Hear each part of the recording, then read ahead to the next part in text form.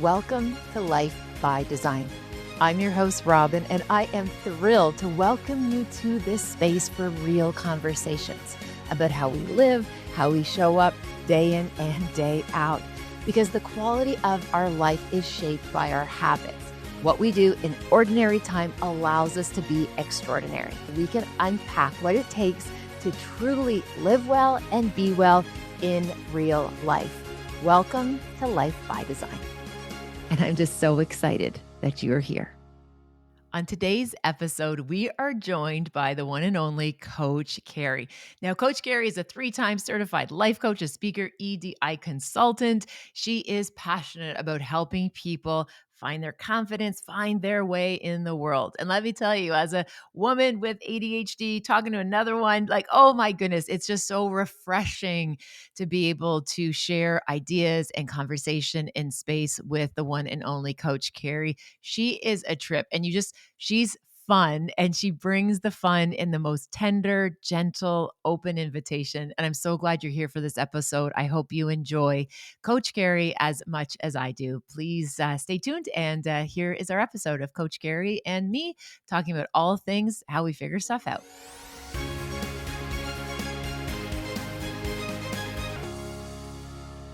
So welcome back to today's episode. I'm thrilled to welcome Coach Carey. This is a long time coming. I was so excited for us to finally have an opportunity to connect. So thank you for being here today. Oh, me too. It's a pleasure. It's been a long time coming, so I'm excited. Oh, well, again, thank you for this. And so, Coach Carey, for folks who haven't perhaps yet come across some of your work or want to learn more about what you do, could you give us just a wee little snapshot of the good work you're up to these days? Because there's a lot of it. And I would love to hear what's top of mind for you right now.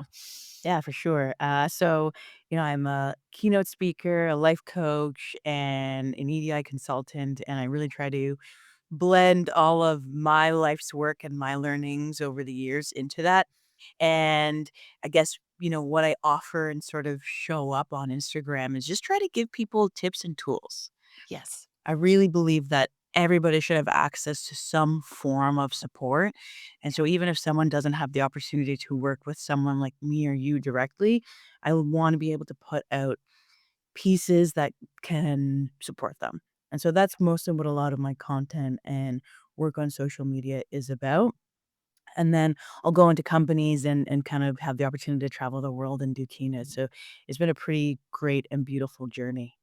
Oh, I love that. Just that picture you painted for us. And I feel you and I are very kindred spirits in that idea of wanting to Mhm. create accessible content. So that way, again, we are often brought into these rooms where the doors are closed. And I love this idea that what you're doing and how you're using your platforms is to share some of those, again, tools, ideas, even perspectives to allow people to feel well resourced to start, right? To start these Exactly. conversations. Yeah. So it's interesting. I started this note on my phone after seeing lots of your material on social media, and we've had our paths crossed a few times at events. And I Sure. started this note, and I kind of had a little chuckle when I did my homework for this because my notes actually was more than a page of questions that I wanted to ask Coach Carey. So doing homework for you is like so easy because I've been picking up these little pebbles along the way.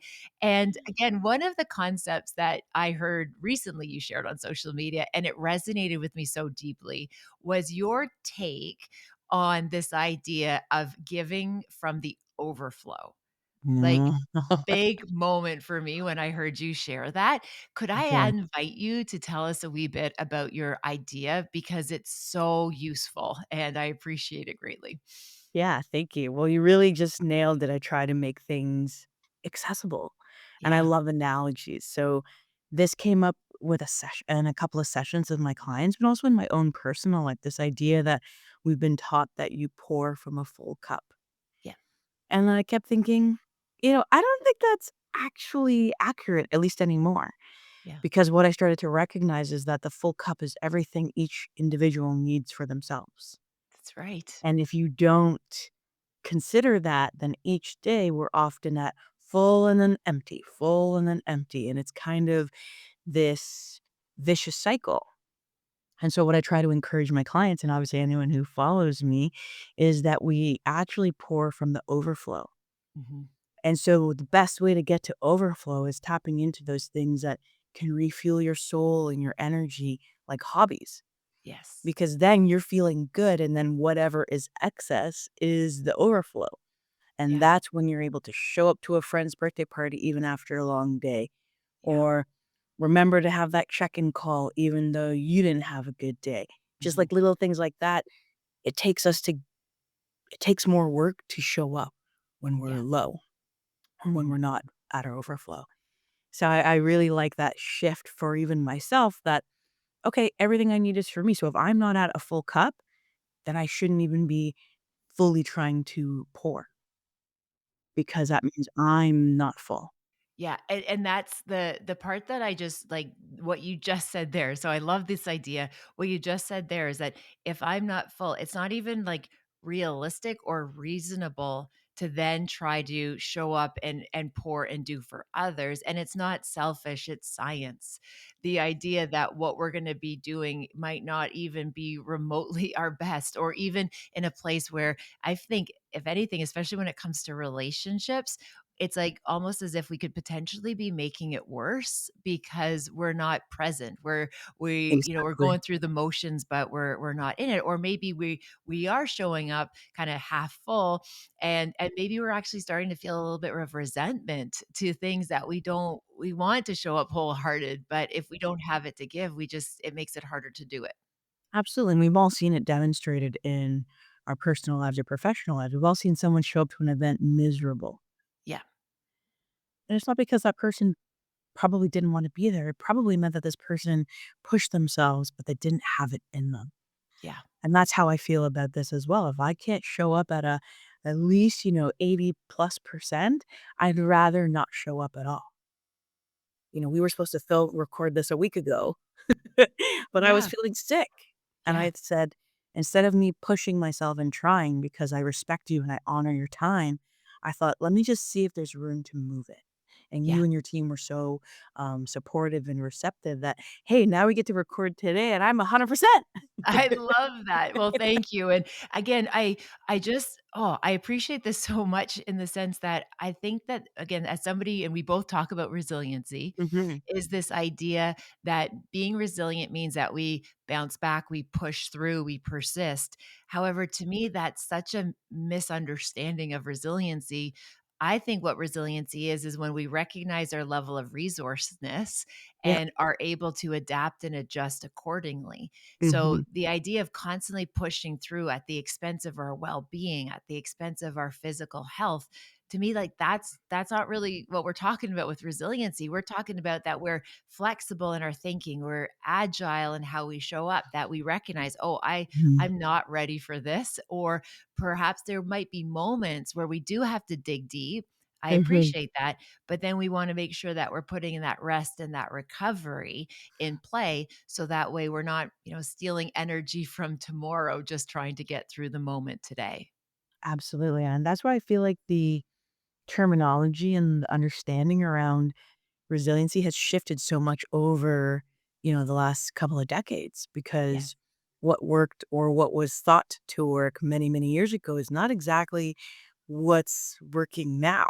I Yes. remember my grandmother used to say, you fall down 9 times and you get up 10, Yeah. which in a lot of ways motivated me Yes. and is a great mentality. But now if we're thinking about the type of resiliency you and I are talking about is, yeah, fall down 9 times, but maybe take a pause, Yes. reflect, think Yes. about what's working, what's not working, and Yeah. then get up the 10th time. And I think Yes. that's kind of that layer of resiliency that people don't talk about as often as they wish they would. Yeah. Oh, I celebrate that so deeply, and that notion of that reflection piece, and Mhm. that notion of that, it's, the one of the things where, I could even tell you, anecdotally, our one of our little chocolate Labradors, so we have these 2 little baby Labradors, Yeah. and the one little guy, Memphis, he was trying when he was little, he's not so little anymore, but he was trying to jump up on the couch, and he didn't quite know how, and his brother and his sister had clearly mastered the skill, but he didn't, and he just kept doing the same thing over and over and over and over again.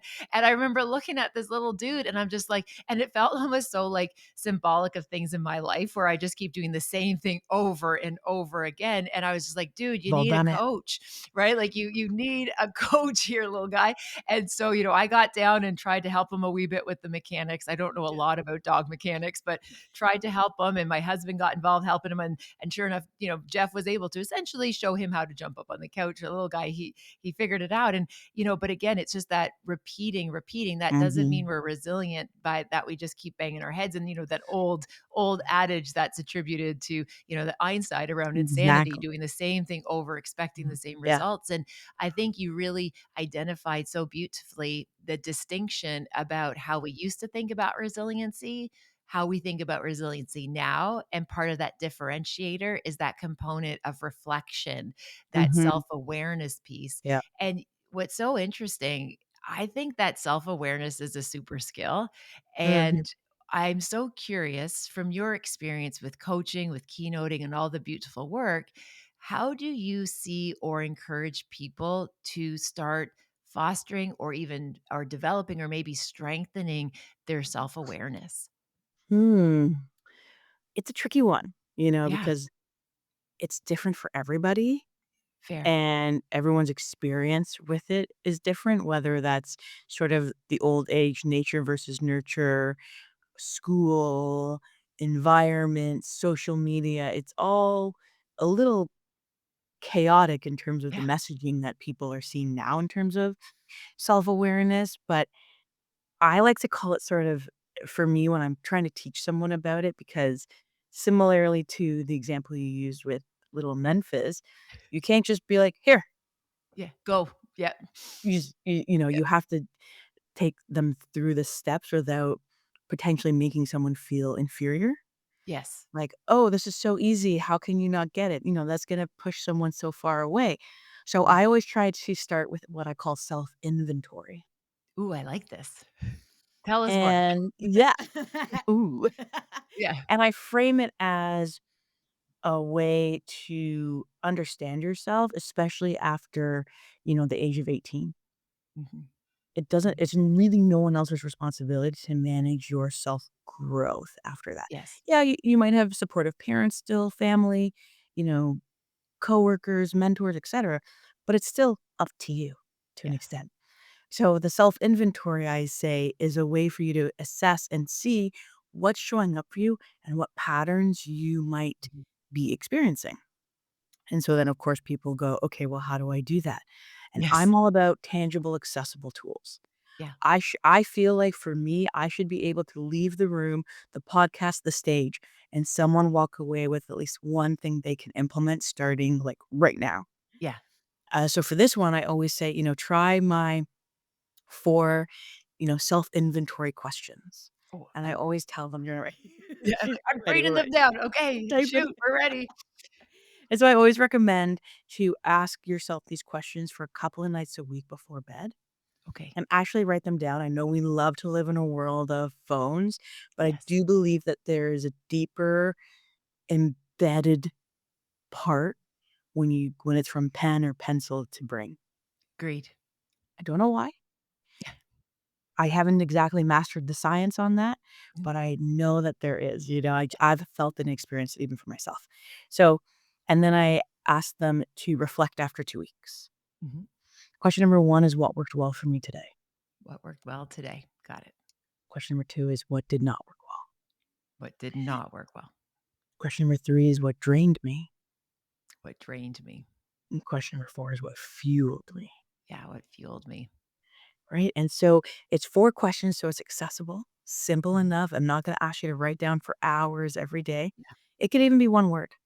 Mhm. But this puts them in now a self-reflective place, Yes, which self-reflection will then bring them eventually to a place of self-awareness. that's right. And I call it the self-inventory because most people function on some form of a pattern. Every human does, you and I Yes, included. And you'll see, okay, what worked well for me today? Okay, so if I keep doing this, then I might have more days that go like this. yes.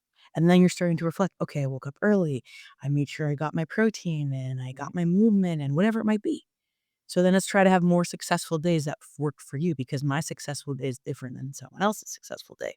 Yeah. What drained you? Maybe you pushed too far. You weren't at your overflow. Maybe you didn't prepare for the meeting like you had hoped to, whatever it might Yeah. be.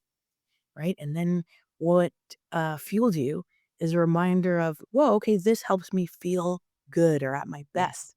So you incorporate more of that and less of what drained you. And now all of a sudden, you have this mini little recipe of what Mhm. can support you, which is really in the form of self reflection, Yes. which brings you to self awareness. So that's typically how I like to share it, especially with someone who might be new to this work. Yeah.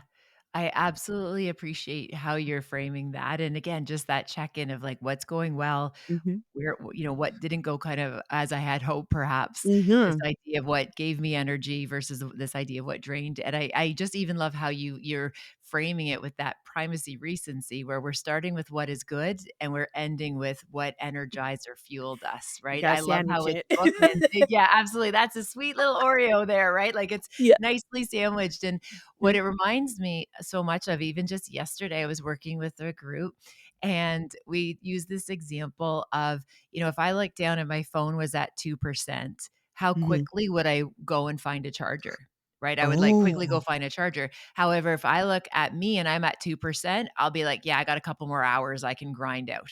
Right? Like it makes no sense that I look at my phone and it's losing energy and I'm nervous because again, mm, it's a tool in terms of how my children can reach out to me. It's a yeah, tool in terms of knowing where I parked. It's a tool to do all of these things. It's more than just this for sure. dopamine machine, right? Like Yeah, I I use agree.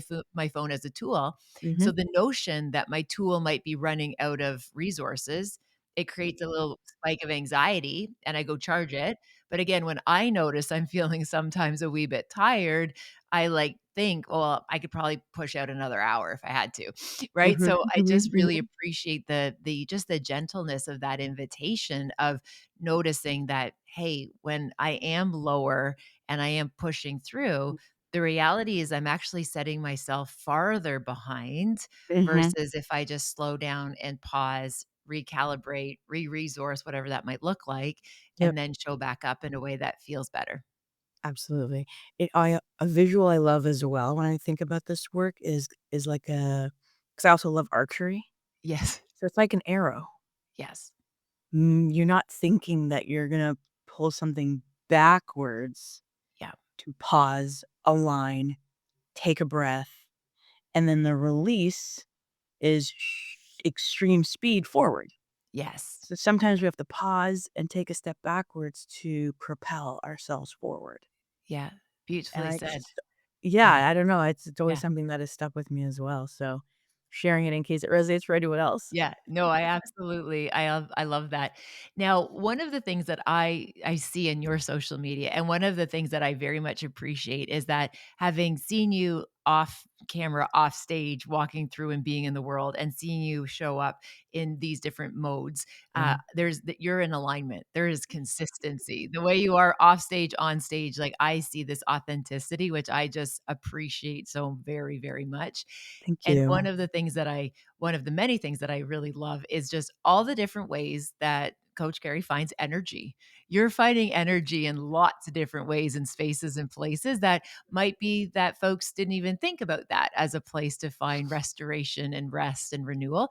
So Right. can you tell us a wee bit about some of those like energy generators that you bring into Yeah, your for practice sure, and perhaps even that you encourage your clients and people you work with to be for thinking about sure. in terms of Yeah, energy generators, because you have a bunch that are, like, pretty fun. They're like, that's you're so having funny. fun, and you can see it come through. I'm always having fun, and I really appreciate that, I think authenticity is a tricky one, but Yes.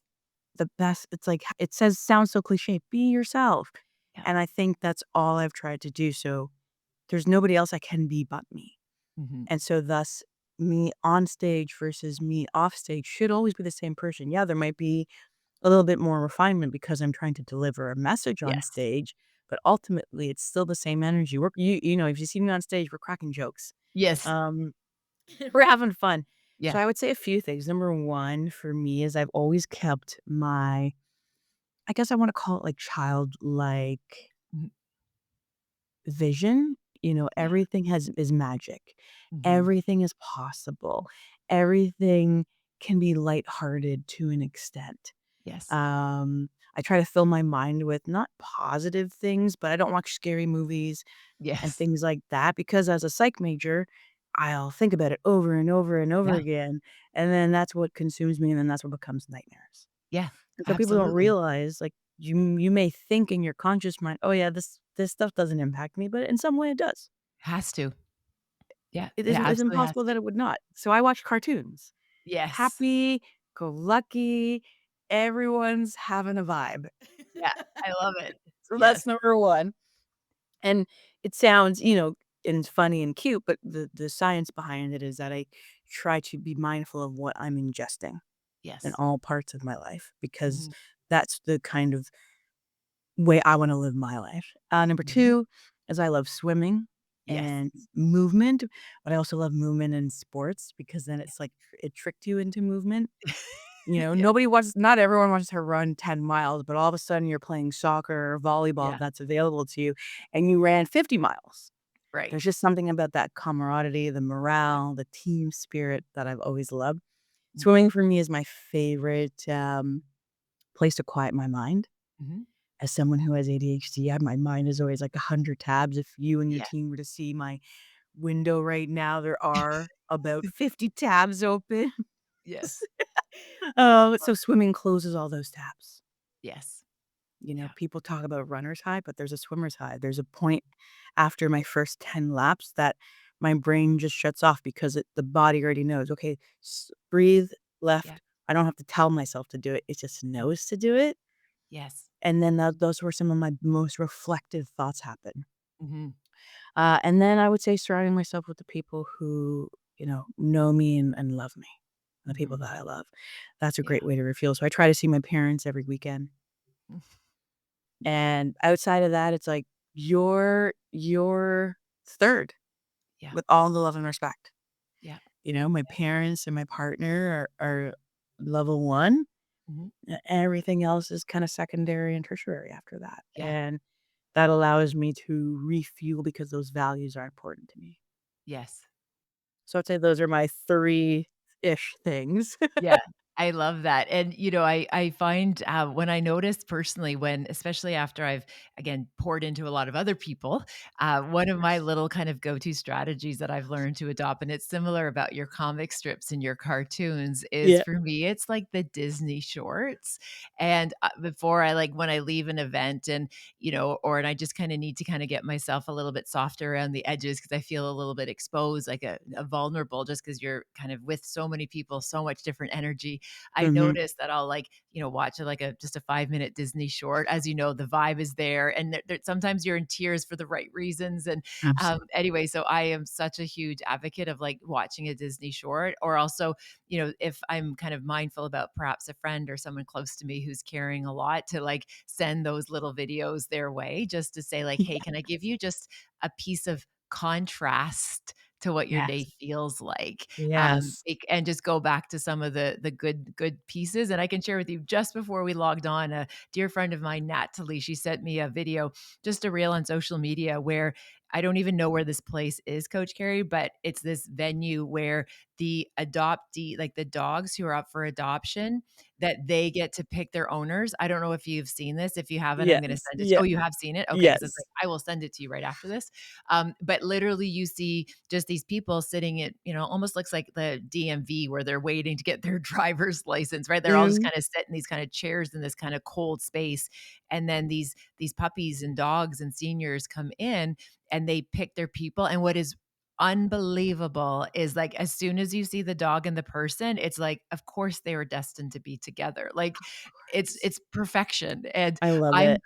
bawling my face off, and I'm like, "Thanks a lot, Natalie, for sending this to me, and thank you for sending it to me," because just those little pattern interrupts of good, of joy, of Sparkle. play, merriment, positivity, how easily can we pick up our phones and just, like, doom scroll and see super sad, uncomfortable headlines, and it's not that we're not paying attention to what's going on in the world, is that we weren't designed to take in this much of negative information. No. and We not weren't designed for constantly. that from a physiological or psychological or even from a spiritual perspective. So just so you know, Absolutely. I love your comic books and your comics and that, and I could just resonate with that Yeah. so deeply. Oh, I live off dog content on social media as well. Like, bring me all the dog content. Give me the puppies getting in trouble. I Yes. love it because they're Yeah, so cute and hilarious, and yeah, it's just that moment of joy. yeah, Very similar to why I don't, watch scary movies. It's the same yeah, kinda mentality. Like, I yeah. can, I just choose not It's a to. choice. Yeah. Yeah. And again, I just wanna really reinforce what you just said there is it is a choice, right? Like, Mhm. it is a choice, and it's not that this happens by accident, right? Mhm. It's that piece to tie it in with that self-awareness. We know this just isn't good for me. This doesn't work for me. I don't feel great after it. Or, perhaps as you said, you get that it gets kind of stuck in our heads. We start to have nightmares. Like it's not worth it. Exactly. And again, I could share with you just a wee while ago, I was standing in line with someone and they started to talk about something that was very politically driven, and I was Mhm. just like, "I'm good." I'm just like, "I'm not even gonna engage." I could engage, but there's like, "No, I'm protecting my peace." And Absolutely. It's gotta be the and right time, the right day, the right people. Am I exactly. at my overflow to have a conversation that might drain me or pull from that overflow? You have to Yeah, be able to choose yeah. as best as possible, Yeah, where and possible. that's it. It is absolutely a choice. I love that. And also I appreciate what you were sharing as someone with ADHD. And I also talk a lot about my lived experience with ADHD. I think one of the misapprehensions or misunderstandings about it is that sense that when we monotask with deep focus, Mm. whether it be through like you're doing steady state cardio when you're swimming, or for Mhm. me, it's the fact I read a fiction book a day at nighttime, and that time, that window is when all of the noise softens, all of the chatter Yes. stops, and you Yes. just fall into that place of deep, deep focus and Yeah. just that repetition.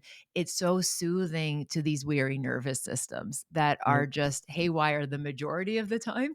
Yeah, And absolutely. again, I sometimes think people misunderstand that the ADHD mind where they think it's like, "Oh, you can't settle down, you can't sit down, you can't focus." It's like, "Oh, no, I can, but I have to create this container in which I'm able to have that relief and that ease." And I love that swimming brings that for you. And again, personally, Absolutely. and for me, I find it through walking and but also through my appreciation of fiction, reading things where I can just get lost for hours and hyper Yes. focus. Then the rest of the day, I have that sense of Exactly.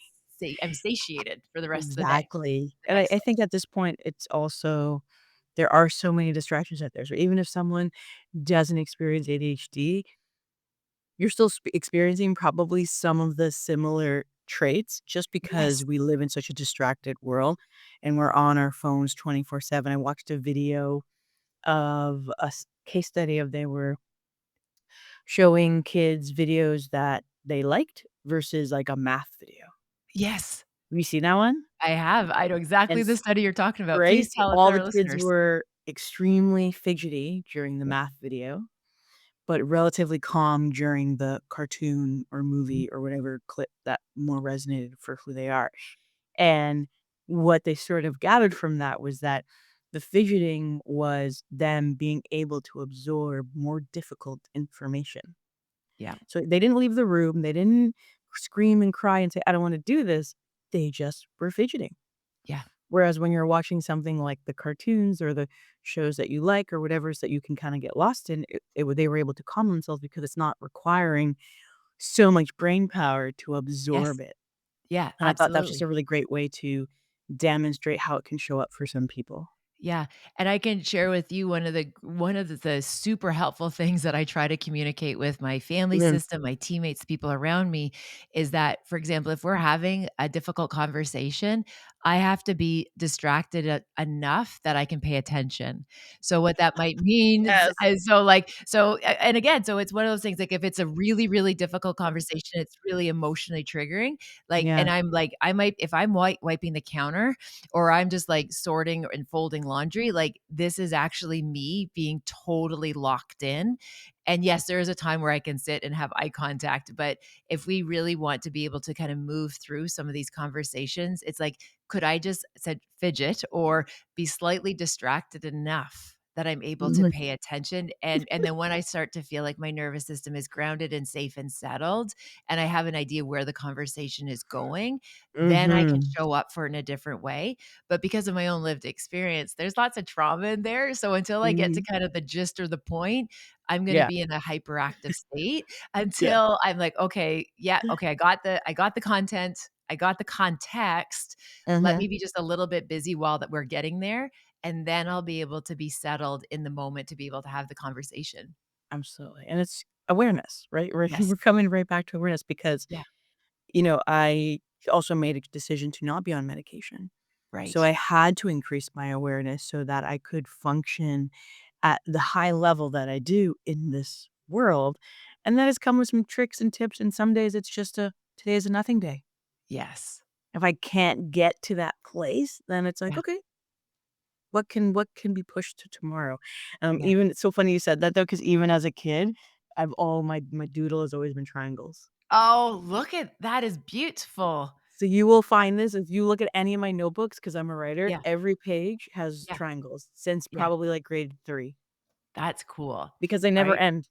Yeah. There's always a line Yeah. to draw a new triangle. To draw a new So triangle, I'll and be again listening or in a yeah. lecture, Yeah. just doing little triangles. I'm Yeah, taking so it you're in, saying I'm locked distracted in. enough you can pay attention. Yeah, You I got love it. that.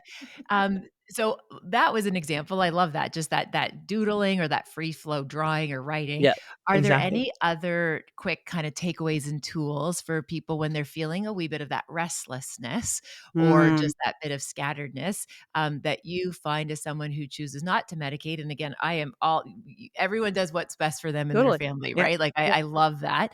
What are some of your other go-tos if you're open to sharing? Yeah, of course. So number 1 is, the little things I can do to be distracted, but not distracted. Yes. Number 2 is I try to get most of it out in the morning. Right. Morning is a bit more of the less distracted time. Yes. By the afternoon, it's like calls, this, Yeah. that, everything. So I'll try to have a system where I'll do my top 3 priorities. Mhm. And I kind of frame this as what are the most important things that need to get done today for today to be a successful day for me. I love And so that. I'll put 3 things, whether that's respond to that follow-up email, sign that contract, Mhm.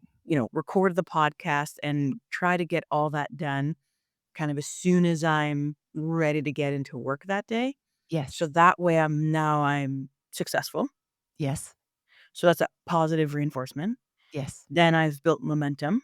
Yes. And then anything else I get done is sort of like a bonus. Just bonus. I love that. Bonus. And then Yeah. if I need to, because usually I take a break around 2 or 3 o'clock, let's say. Yes. So that gives me okay, now I make a decision. Do I keep going or is that good for today? Yeah. And on some days where I know I'm feeling a little bit like, oh, I'm pushing, at 3 o'clock, I'll shut it down. Yeah. But then I will, go to bed early, Yes. wake up early and really crush it the next day. So I give Yeah. myself sort of the ebbs and flows.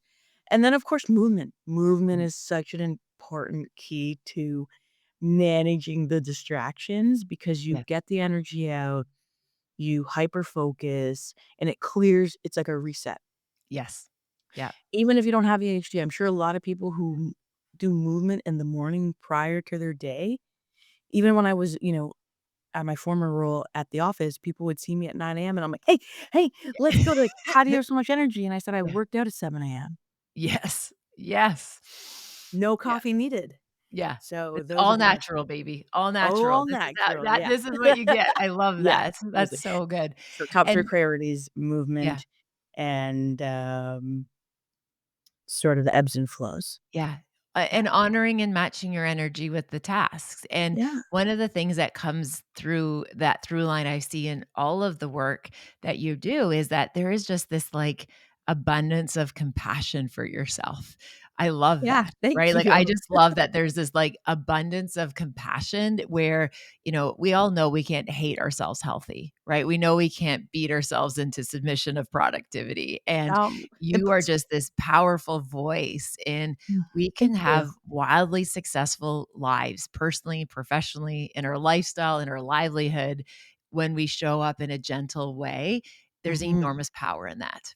Yeah, I really appreciate that because, on social media, you might get a person's highlight reel, and that's just Yeah. not realistic. So I often want to share when I'm having a low period or you didn't feel like showing up on social media, but I showed up in other ways. I showed up in the Yeah. real world, Yes. but I think it's important to share that just because I'm a coach, just because I'm educated, just because I have access to resources, it doesn't mean that they're 100% going to be implemented Oh, 100% exactly. of the time. Yeah, And and I think giving that that's a ourselves that. misconception. Yeah. People often think that, oh, you're a doctor or you're a Yeah. coach or you're a Yeah. therapist. You can't have bad days. What? Yeah. That's Oh, I know. impossible. And Yeah. who would I be if I deemed myself perfect and no longer room to grow? Yeah. That's not the kind of person I want to be. There's Yeah. always going to be room to grow. So I think it's important to demonstrate that and showcase that it's not always going to be rainbows and butterflies, no matter how much education or resources you may Yeah. have. Absolutely, and my very dear friend, who I have mad respect for, Jay Papasan, says, "You can't read the label from inside the box." That, like, this Oh, that's idea good. that, like, sometimes it's like, yes, we do this work and this is our field, it's our craft, but there's gonna be times where, like, we need coaches, right? Yeah, of I jokingly, course. but so authentically mean this, whereas, like, I have a therapist, like, and I pay for confidentiality, right? Where I can talk about anybody, do anything, right? Like, I'm at the point where, I've been somebody who, I'm a huge advocate of having a great therapist, to help that part of our lives, and I have a coach because I can't read from inside the box. And so Mhm, they're the ones that help me see and organize it. And again, it's this idea that by no means are we trying to show up and say it's easy or it's perfect. What mhm, I think we can show others is that we're committed to the process and the process that we are encouraging other people to think about, like we ourselves are practicing it as well, that we are in exactly. it as well. And again, that authenticity piece and that integrity piece, I think Mhm, is so important. And it's something that I think sometimes is missed in yeah, some of the ways that people talk or show up in yeah, social media by, as you said, that absolutely. highlight reel or the Yeah. notion that, like, I did it, so it's easy. You should be able to do it. It's like, oh, I never assume that I have a clue what somebody else's experience Never, is. never. Yeah. That's why Yeah. even in my posts, I never say, "You need to do this and you need to do that." Yeah. I say, "We." Yeah. Yeah. We, because I am Yeah. in this too. I'm no better than anyone else. I'm Yeah. literally sharing what I'm learning and on the journey too. Yeah. And for me, I just feel like that's another way for me to be able to show up authentically, whether people notice it or not. You'll never Yeah. know. Oh, I get it. No, I get that, and again, I just appreciate that so very much as someone who, again, is building a career, right? Like, Mhm, this is your career showing up for people, and you're also giving us permission to show up for ourselves as well, and that we're all in this together, and, yeah, and I hear that in your language about they're all similar, like, I try to do too, is, like, these invitations, right? Like, this is an invitation, and, this is perhaps something that we know has been successful or perhaps you're feeling a little overwhelmed, that's okay. We are too. And so absolutely. again, I appreciate that. I absolutely appreciate that. Thank you. Well, oh my goodness, Coach Carey, I feel like it's amazing. My nervous system before we started this call, like I was moving about, I was running about. I feel so calm, and for people like, and so please know, like I just had the Coach Carey effect where I Ooh, that just sounds like, good. oh, I'm gonna maybe I'm gonna wrap up today at 3 o'clock, and that feels pretty nice. So, I want my you to friend, let me know if you do. of course I will. I love that. I wanna hold you Wholeheartedly, I will show accountable. up. Yes, I will show up, but just so you know that and I jokingly say the Coach Carey effect, but you do have a Coach Carey effect where, Thank you. you are giving all these permission slips out, It that are means a just lot. allowing us to be able to take a breath, to work within what's available to us today, and, Thank to you. recognize that we're all in this together. So, oh my goodness, Coach Carey, thank you for spending time with us, Thank and you I hope so this is the much. first of many conversations we can have together. Absolutely, first of many. Thank you so much. You're welcome. Thank you for spending time with me on this episode of Life by Design. I appreciate if you have a moment to pay this forward, share it with someone who you think might benefit from the ideas shared in this episode. If you're feeling so inspired, please also rate and review the podcast wherever you listen to your favorite podcasts. Again, thank you for listening. Thank you for your time. Take good care, and I'll see you next time.